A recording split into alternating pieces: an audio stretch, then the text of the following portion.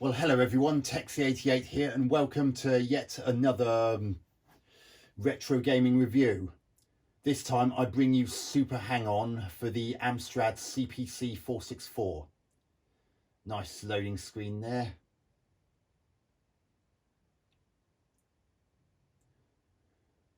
No music on that map screen by the looks of things.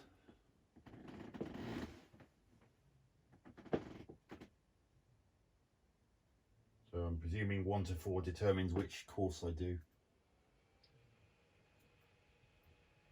Looks like it. 2, 3, 4, and that number is how many stages there are. So press space. Oh goodness, I spoke too soon, didn't I? As some people know, I've already reviewed the Sinclair ZX Spectrum version. One of the two main faults I had with that was the awful music on the title screen, and unfortunately that music is equally bad.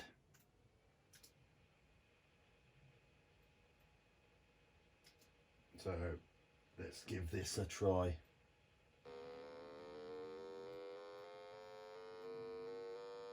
Oh. Well, it runs at a decent enough rate, but the problem is this has got lazy Spectrum port written all over it.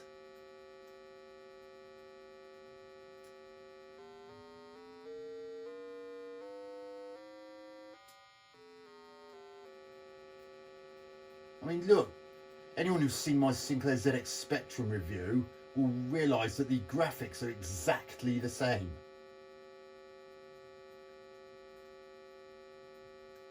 This is blooming lazy as hell. Why on earth would they subject Amstrad users with a lazy Spectrum port? And did you see that biker just suddenly jumped into the middle of the road?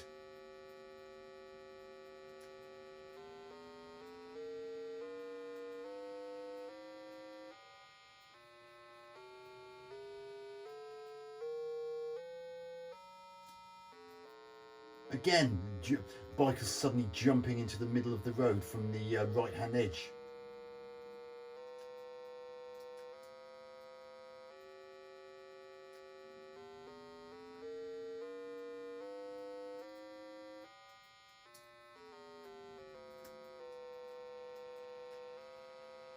So I don't know what caused that.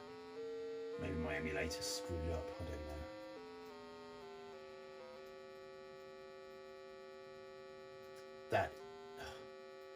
Now that hit detection's almost as iffy as it was on the... I think I preferred this stage's colour on the Spectrum version. Oh!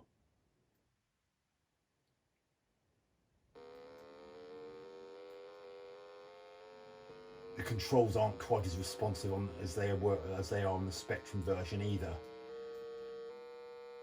Probably not helped by the fact that the frame rate isn't quite as snappy as it is on the Spectrum version, but I mean, it's not the worst I've seen in terms of... I mean, I have seen... What? I don't like the way when the biker hits you, you get flung over in the opposite direction like I just did there. Oh, right. Oh, that hit detection is just as bad as on the Spectrum version. That biker was nowhere near me.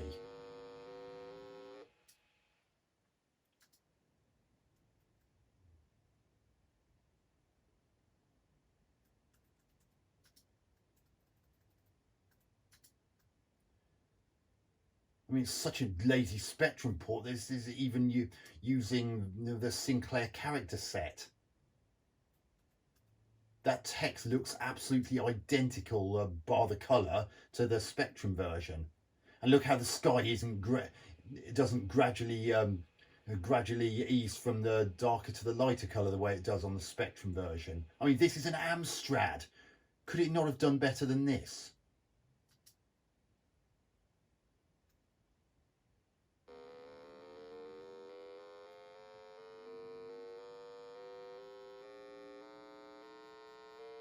No, this isn't quite as rapid as the Spectrum version.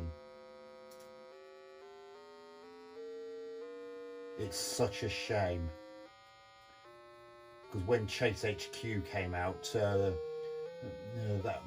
that wasn't a Spectrum port, and it worked. It turned out really well. It's just that the time limit in that is incredibly tight. But apart from that, it ran at a really good rate and had tons of colour.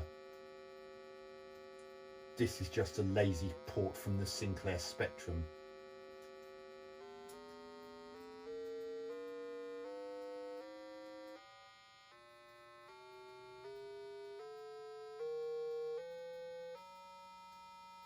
I'm really not convinced that that motorcycle engine sound was the best that they could do either. Again, bad hit detection. This review is probably not going to be as long as the one I did for the Spectrum version. Well, there's not really much point. It's just a slightly slower version of what's essentially the same game. It's got the same it's got some of the same faults of bad hit detection on the other bikes, and the music on the intro map screen being absolutely ghastly.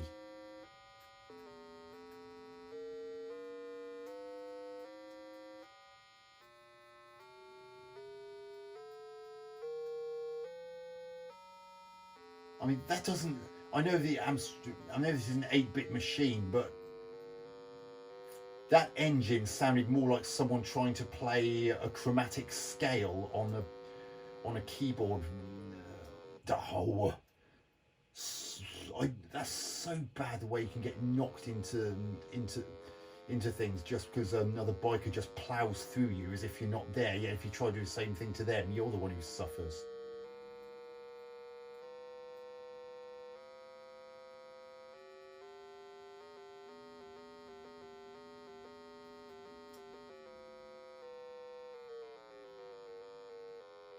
Oh, don't plow into me, cheat.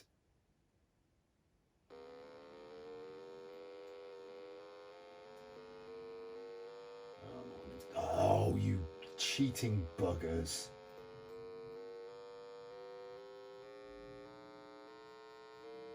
Now, so because this is so similar to the Spectrum version that I've already reviewed, I'm going to end this review here.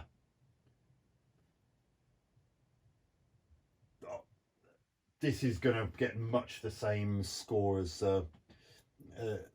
in fact, I think I am going to give this the same score as the Spectrum version, because let's face it, it got, bar some colour differences and a slight drop in frame rate, it essentially is the Spectrum version.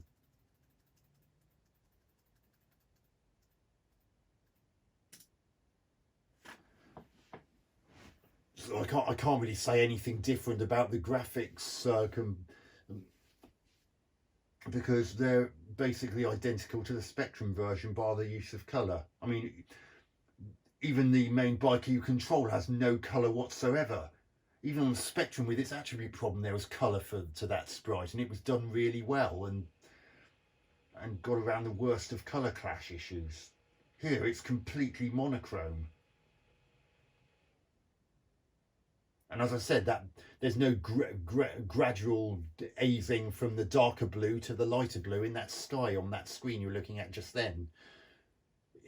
They did it with a clever stippling effect, so it actually did seem to gradually go from one extreme of blue to the other on the Spectrum version.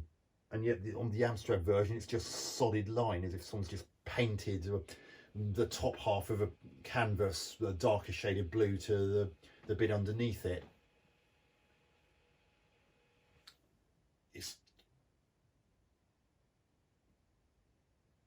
Sound is barely passable. I'm sure that the sound could have been a bit better than what we got in that. I mean, we are talking about an Amstrad here, and it does have some pretty good sound and music capabilities. Oh yeah, speaking of music, apart from that awful music on the map screen, there's no in-game music. And it's such a shame, because the Amstrad can do some really good music.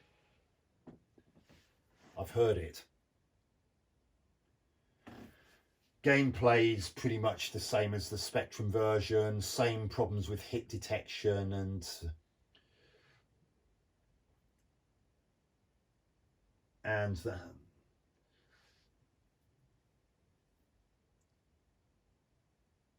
the only other thing is that it's not quite as fast as the Spectrum version.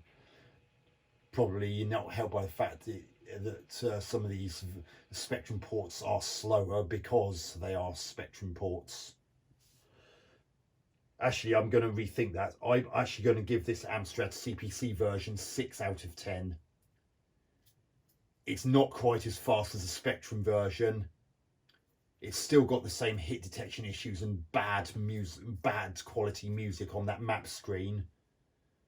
But the fact that it is a noticeably slower Spectrum port is what costs it that one extra point that I gave the Spectrum version, which you remember I gave 7 out of 10. So that's why I'm giving this version 6 out of 10, because it's essentially a lazy Spectrum port.